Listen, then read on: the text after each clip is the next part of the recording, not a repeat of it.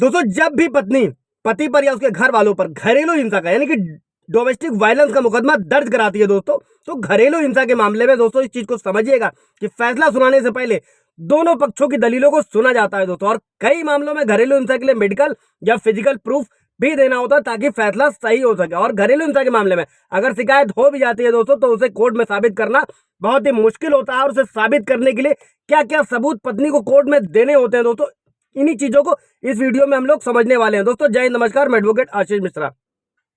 दोस्तों लाइक कर दीजिएगा, शेयर कर दीजिएगा, सब्सक्राइब कर दीजिएगा ताकि इन्फॉर्मेशन और लोगों को भी मिल सके दोस्तों। स्किप मत कीजिएगा, स्किप करने से मेन इन्फॉर्मेशन भी स्किप होती है दोस्तों। अभी बढ़ते हैं दोस्तों कि सबसे पहले समझ लेते हैं कि घरेलू हिंसा है क्या, उसका प्रोसीजर क्या है दोस्तों। दोस्तों घरेलू हिंसा का मतलब होता है कोई एक पार्टनर दूसरे पार्टनर की तरफ के ऊपर किसी भी तरीके की जोर जबरदस्ती का शोषण करता है या जबरदस्ती करता है। और ये कानून सिर्फ और सिर्फ महिलाओं के लिए है दोस्तों। और रिलेशनशिप में किसी भी तरीके का अगर कोई लोग दो पक्ष हैं और रिलेशनशिप में रह रहे हैं और कंट्रोल या किसी भी तरीके का दबाव में रखना या अब्यूज करना, ये भी सब घरेलू हिंसा के अंतर्गत आता है दोस्तों और मानवाधिकार के खिलाफ भी होता है दोस्तों। और विक्टिम की, क्योंकि इससे विक्टिम की शारीरिक और मानसिक सेहत पर असर पड़ता है दोस्तों। एक चीज और समझिएगा दोस्तों कि घरेलू हिंसा सिर्फ पार्टनर तक ही सीमित नहीं रहती है दोस्तों। घरेलू हिंसा और यातना परिवार का कोई अगर और सदस्य भी कर रहा है तो वो भी कानूनी जुर्म है दोस्तों। और घरेलू हिंसा एक्ट जो है दोस्तों वो 2005 के सेक्शन 3 के हिसाब से कोई भी जो काम या गलती कुछ ऐसा कर रहा है जिससे शारीरिक, यौन या मौखिक या आर्थिक रूप से महिला को या लड़की को नुकसान पहुंचाया जा रहा है तो वो डोमेस्टिक वायलेंस एक्ट के अंतर्गत आता है दोस्तों। और इसमें धमकी देना, गाली गलौज करना, ये सब भी शामिल है दोस्तों। अब अभी हम लोग ये समझते हैं दोस्तों कि घरेलू हिंसा भी क्या क्या ऐड होता है दोस्तों। सबसे पहले तो सेक्सुअल हिंसा, जबरन यौन इच्छा, यौन के लिए दबाव बनाना, यौन संबंध के लिए परेशान करना, गलत तरीके से संबंध बनाना, ये शामिल है दोस्तों। इसके बाद किस शरीर पर किसी भी तरीके का घाव देना, चोट देना, मारना, पीटना, बाल पकड़ना, किसी भी तरीके से शारीरिक रूप से नुकसान पहुंचाना, ये फिजिकल हिंसा है दोस्तों। इसके बाद मानसिक हिंसा, बार बार गलत तरीके से पुकारना, गाली देना, डराना, धमकाना, घूरना, ये सभी डोमेस्टिक वायलेंस में और मानसिक हिंसा में आता है दोस्तों। बेइज्जती करना भी। इसके बाद अगर विक्टिम को किसी तरीके का आर्थिक नुकसान पहुंचाया जा रहा है या फिर उसे गुजर बसर करने के लिए या रहने के लिए पैसे मुहैया नहीं कराए जा रहे हैं या महिला को घर से निकाला जा रहा है दोस्तों, तो ये भी आर्थिक हिंसा के अंतर्गत आएगा, डोमेस्टिक वायलेंस में आएगा दोस्तों। अभी बढ़ते हैं दोस्तों कि देश में घरेलू हिंसा के लिए क्या कानून बनाया गया है दोस्तों।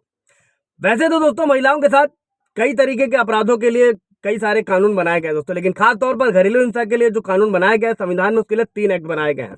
सबसे पहला तो है घरेलू हिंसा एक्ट 2005 दोस्तों। इसको समझ लेते हैं दोस्तों कि शादीशुदा महिलाओं की सुरक्षा के लिए सबसे बेहतर जो एक्ट है दोस्तों वो यही है। और इसमें साफ तौर पर 4 तरीके की घरेलू हिंसा बताई गई, जिसमें बताया जाता है कि इसके तहत महिलाओं को न सिर्फ पति बल्कि परिवार के अन्य सदस्यों से भी बचाव मिलता है दोस्तों। और इस एक्ट में सिर्फ शादीशुदा महिलाएं नहीं बल्कि कुंवारी लड़कियां भी, लिव इन पार्टनर में जो रह रही, लिव इन रिलेशनशिप में रह रही, वो भी शिकायत दर्ज करा सकती हैं दोस्तों। इसके बाद अगला कानून क्या है दोस्तों, दहेज निषेध अधिनियम 1961 दोस्तों। दहेज के नाम पर अगर महिला को प्रताड़ित किया जा रहा है तो उसकी सुरक्षा के लिए कानून बनाया गया।